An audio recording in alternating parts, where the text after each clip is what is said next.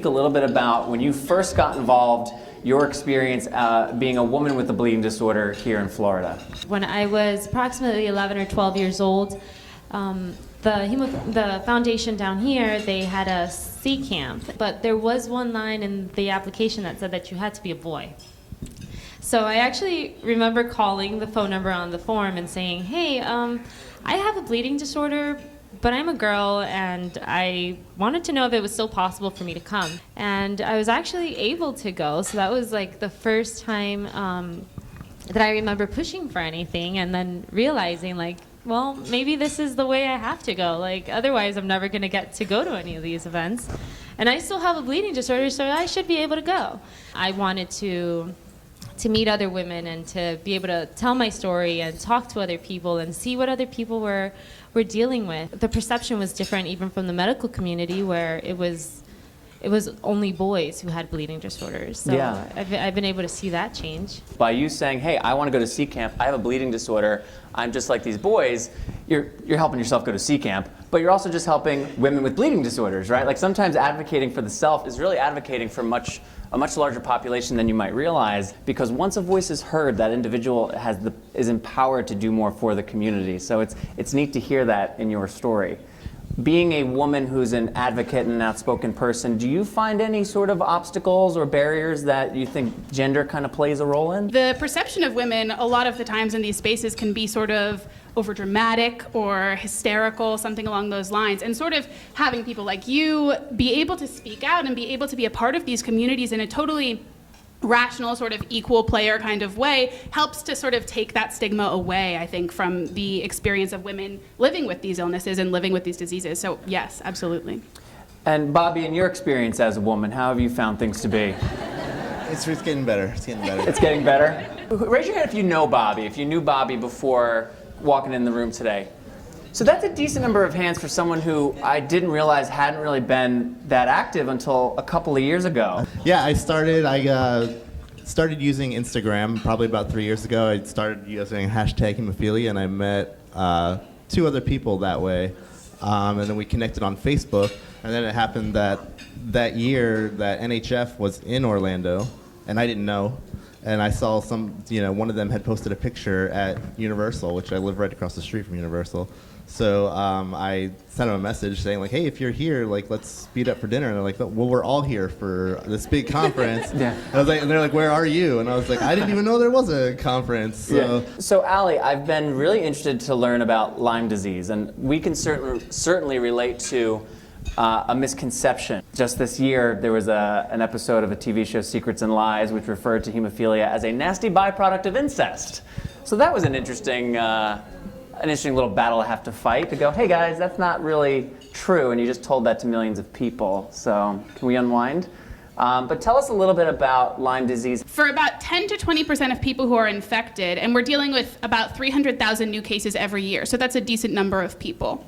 For about 10 to 20% of the people who are infected, they don't get better. They stay sick, and many times their symptoms get worse and worse.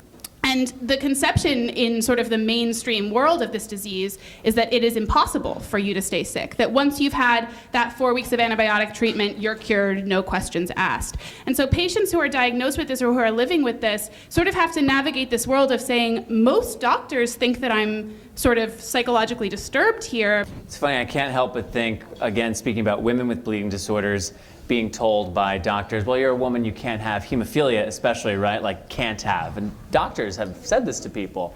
So to hear, like, well, it's just in your head, I think that's something we can certainly relate to. But so those numbers are really interesting. 300,000 new cases a year, and you're saying 10 to 20% of them, those people have symptoms beyond their antibiotic treatment. Yes, exactly. So we're talking about tens of thousands of people who are experiencing symptoms, and yet, as you were describing to me, it's controversial to take the standpoint of, no, these people still have Lyme disease. The medical community would generally say, no, they have something else. Oh yeah, it's quite controversial. The Infectious Disease Association from America and the Center for Disease Control take a very hard stance against that perspective. I am a big advocate for that sort of chronic tick-borne illness community at this point. But why is that so controversial when there's such a large sample size of people who are experiencing symptoms directly connected to a tick-borne infection, why is it controversial to connect the dots and say, hey, I don't think the antibiotic treatment is necessarily working at an effective enough rate for all people who are infected? Other than Lyme, the blood tests for the other tick-borne illnesses, those diseases are often not tested for. So patients who are suffering from those diseases, their doctors don't necessarily know that they are. But the conversation hasn't started around it yet, and so there isn't really a push yet for learning more about it. And for addressing it sort of at the level of the gravity of the situation, I would say. Yeah. You had said when your parents first found out about your diagnosis, the community was really where they went to try to just get information. Is that correct? I mean, if you guys look around, like these are people that there's fountain of knowledge in here, and just being able to talk to people and share your story, share what you're going through. Like, you don't know what anybody else has already gone through, and they could help you or tell you, like, hey, actually so and so was going through that last year, like maybe you should talk to them, see what's out there. Yeah, So. if I could add to that, that resonates so much because I really wasn't at all involved in the tick-borne illness community until just a couple years ago when I started working on the book. And I was first diagnosed when I was 7, so I went through my adolescence living with this and didn't know anybody else really who was going through it. I didn't have that sort of community resource. And then as I found it in the last couple of years, the amount that I've learned and the amount that just normal people, not doctors, like people sitting in this room, have the resource that they've been for me, and sort of my healing experience has been unparalleled. I've been so lucky to have that, and sort of having those people share their stories with me has been such an inspiration. And so that resonates so much with me, what you said. And the way into community, there's new ways that weren't available when any of us were kids, primarily through the internet and through online interaction and social media. Meeting other people who are going through the same thing, whether it's on the other side of the country or a different country. I've met a couple people online who, like in Egypt and stuff, who don't have as great as access to healthcare. I mean, it really puts stuff into perspective. So, like for my brother too, like he was in a big denial about everything. As I'm sure, like he was a teenager. I'm sure I've heard all yesterday about a couple people here who have teenagers who don't want to follow their treatment plan, and like he was going through the same thing, kind of in denial. He's a big skateboarder, and when I started meeting people, I kind of got him into the social media stuff, and he finally had agreed to come out to NHF last year and met a bunch of people, and now he's involved too. I had a brother who also had hemophilia and passed from a cerebral hematoma, which brain bleed in human speak. Partially as a result of his noncompliance with his individualized care plan. I think as a parent, something that I hear a lot is you can only say the same thing so many ways, and at the end of the day, they'll do it or they won't. But you look at interacting with someone online first, right, in a safe way as friends, relating to things on skateboarding, or that was the reason for Stop the Bleeding, was let's create a funny YouTube series that's about hemophilia, so that if you have a bleeding disorder, there's something you can interact with and enjoy, but we're building a positive emotional association between the diagnosis and the individual.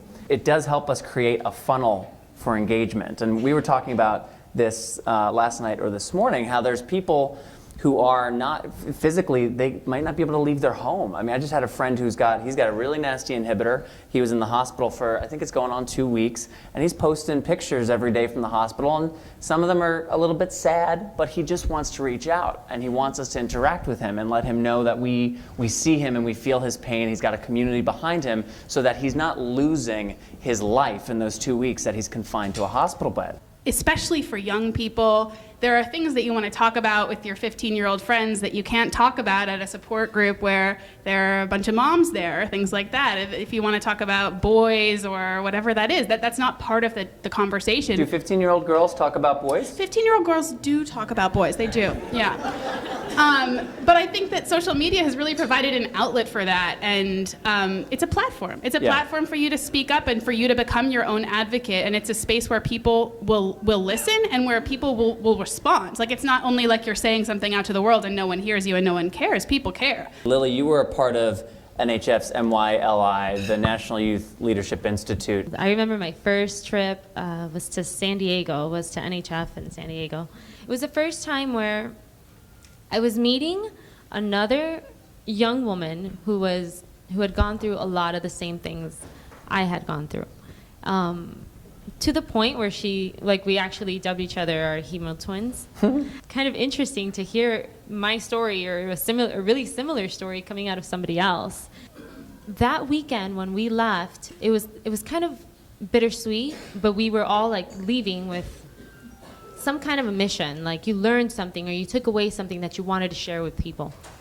And after that, just a friendship really developed where it wasn't so much like my parents were reaching out, but I was also reaching out. And I had friends and I had people like the same thing probably you experienced where it was, people my age, and we could talk without having like adults looking in or, having a group with all moms and one of the moms being your mom. So it was very different.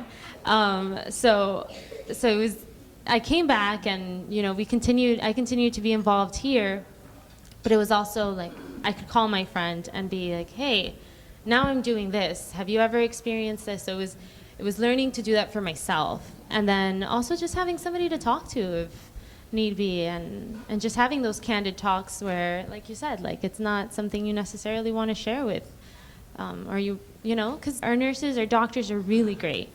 But they're not somebody you call on the weekend, or you don't have their cell phone number. So. Right. Community building is something that's extremely important to me for that reason, because we have leadership and we have parents and role models, but sometimes you just want to be a person in the company of peers who understand you.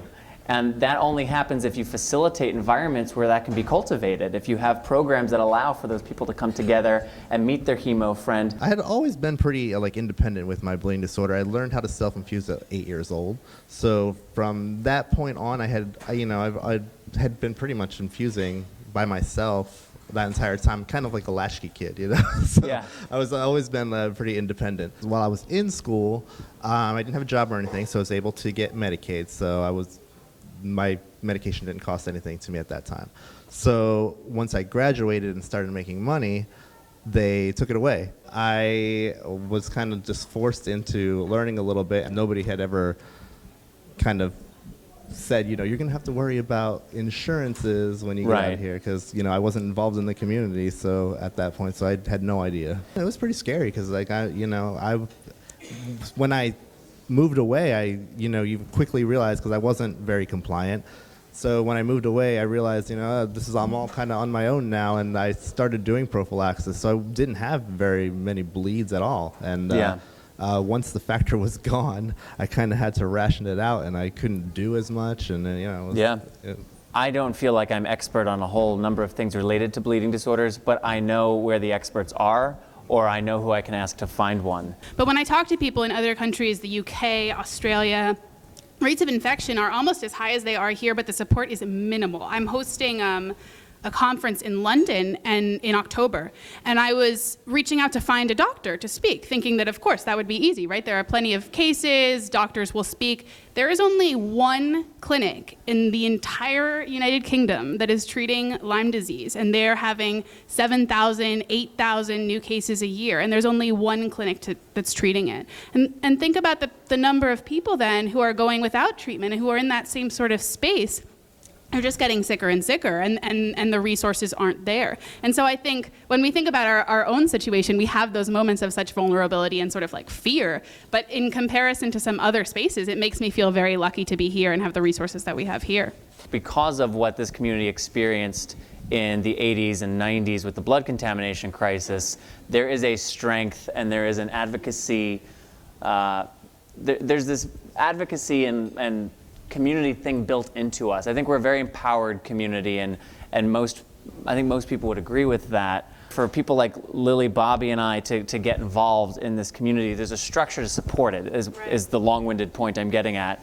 What was the inspiration to take on that task? As I was a teenager and went through sort of my diagnosis and my treatment experience, I really didn't talk about it with anyone because I was terrified, truly, truly terrified that people wouldn't believe me. I was told by some of the best doctors in the world, like, you're crazy. This is psychosomatic. Go home and get a therapist. And yet antibiotics and other treatments were helping me get better. And you heard that multiple times? Multiple times, yeah. I had a really, really bad flare-up my senior year of high school, where it was the first time I ever experienced neurological symptoms. I was in 6 car accidents in 6 weeks. After that, I sort of came through that and I was like, I cannot deal with this anymore. I can't deal with talking about it. I can't deal with people telling me that it's not real. So I just shut it out. I went through college, pretended like it didn't happen. Thankfully, I was pretty healthy those 3 years, didn't tell my friends, didn't tell anyone. Then my senior year, I was a writing major. I had to write a thesis, but I wasn't really ready to write about my own experience yet. So I started talking to other patients who had been diagnosed, but it was the first time in what at that point had been almost 12 years of dealing with this that I had ever spoken to those people. And hearing them articulate their experience and hearing them tell their stories, as you speak about it so beautifully, was inspiring to me. And not only made me realize that this can be okay and this can be something that you talk about, but also that so many of us are going through the same thing and no one knows about it. I applaud you for using your skills and talents to try to improve the life of your community. Lily, you had mentioned that a lot of what you were trained to do is relevant to what you do now. Right now, I am currently working for a nonprofit. When I was in the National Youth Leadership Institute, we did a lot of training, like the experiences that I got volunteering and attending all these sessions and seeing how Debbie and the different people on our board run this has really helped for me to understand the needs of my clients and being able to speak for them as well and gear programs towards them as well. And it's important to understand how those structures work too, because individuals have ups and downs, communities have ups and downs. So making sure that you understand structurally how something works enables it to be something that's sustainable, that's fixable, so that in a time of crisis, we're not scrambling to figure out what we need to do, who we need to pull in. There's something built already that we can utilize. Currently, what's something, and we'll start with you, Allie, what is something currently that you are challenged by or is presenting an obstacle to you in some way that you're grappling with?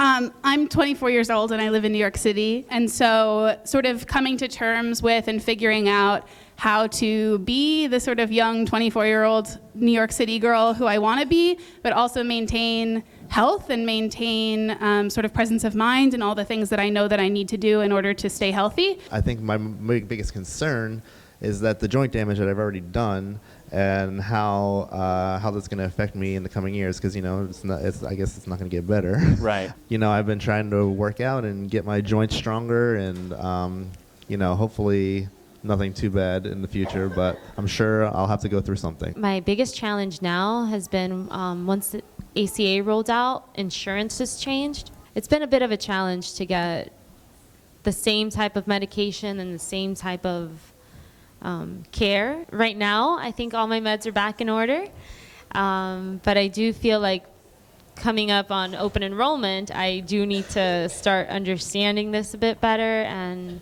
seeing what my options really are and seeing what's best for me.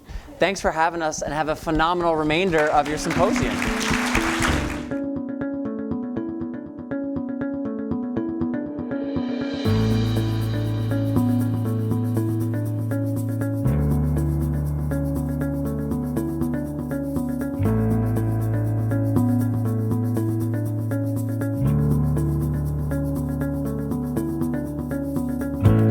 To watch video from any of our previous Powering Through sessions, visit poweringthrough.org, or to learn more about National Cornerstone Healthcare Services, NCHS, visit nchswecare.com.